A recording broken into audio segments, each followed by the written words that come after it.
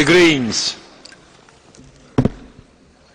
Chers collègues, j'avoue que j'aurais aimé que ce Parlement soit à la hauteur de la fierté des Tunisiens qui ont su abattre le dictateur Ben Ali. Chers collègues, le dictateur est tombé, mais la dictature, la structure de la dictature existe toujours en Tunisie. Et aujourd'hui, il faut faire très attention. Des gouvernements européens, la majorité de ce Parlement ont pendant des années soutenu la structure de la dictature et le dictateur tunisien.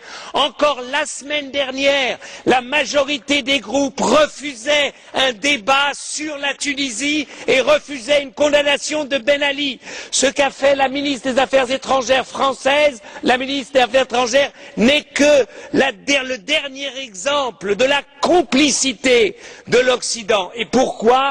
Pour la peur, parce qu'on avait peur de l'islamisme. On a raison d'avoir peur de la dictature, de l'islamisme. Mais quand on a vu ces jeunes, quand on a vu ces Tunisiens qui n'avaient rien d'islamiste, qui se battaient pour la liberté, et M.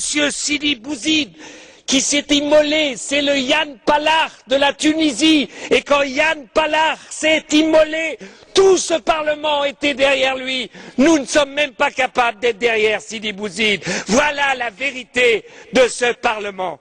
Alors maintenant, il s'agit d'agir pour la Commission.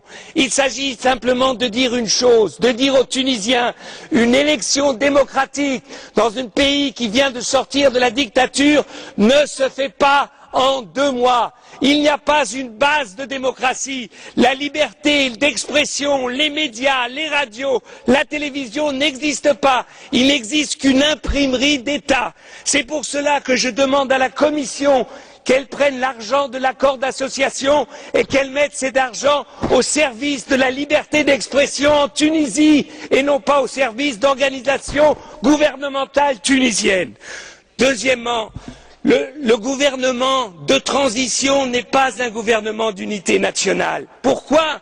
Parce que la majorité de ceux qui sont battus ou qui sont en exil ne sont pas encore rentrés, ne sont pas reconnus.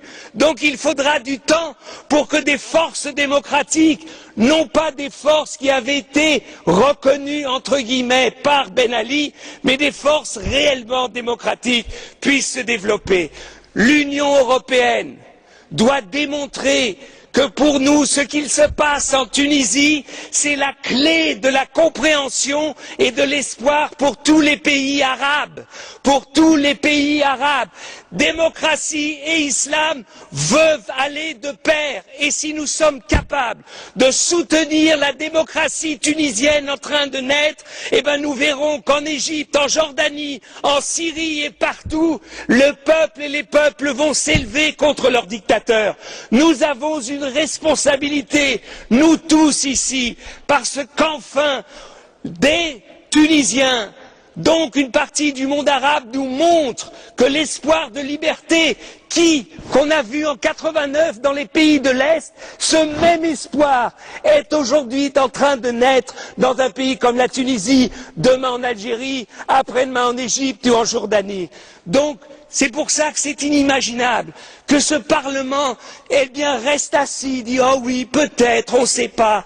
On ne savait pas en 89 ce qu'allait devenir la Pologne. On ne savait pas avec Gorbatchev ce qu'allait devenir la Russie. Si à chaque fois que les peuples demandent la liberté, on leur demande une assurance, qu'ils nous disent que c'est sûr que ça ira dans une direction, on ne soutiendra jamais la liberté. On ne la soutiendra jamais. Et c'est pour cela que je demande à la Commission, bougez, donnez, montrez aux Tunisiens que maintenant la réelle politique, c'est la politique de soutien à la démocratie et non plus à la structure de la dictature.